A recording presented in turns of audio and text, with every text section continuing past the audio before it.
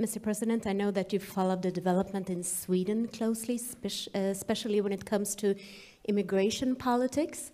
Now that you spent some time with our Prime Minister, how do you view Sweden in general? What is your take and also on our immigration politics?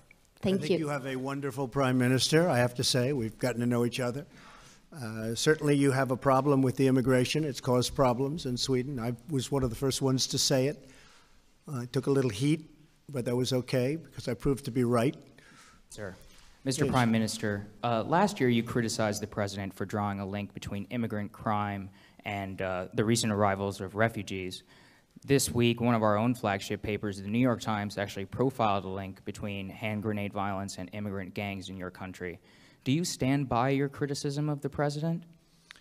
First, Sweden, we have our share of domestic challenges, no doubt about that. So, and we inherited a legislation that was not sustainable, legislation on migration, which meant that in 2015, we received 163,000 refugees seeking refuge. Bear in mind, we're a country of 10 million inhabitants, so that was a lot. 70% of them came from September to December, which meant it was a dramatic increase.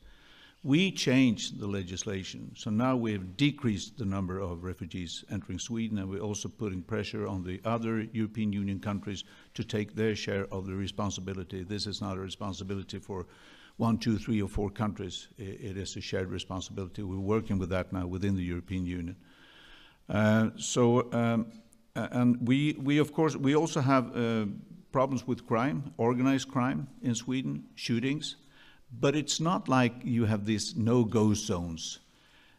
We have dealt with it. I'm dealing with it every day, allocating more resources to the police, more policemen trained, more resources to the security police, tougher law on crime, tougher law on terrorism, supporting terrorism. So we do a lot to combat that. And we can also see some results now in our 3 major cities, decrease shootings because we're attacking the organized crime very tough, and we'll keep on doing that because there is no space in Sweden for organized crime because they decrease freedom for ordinary people.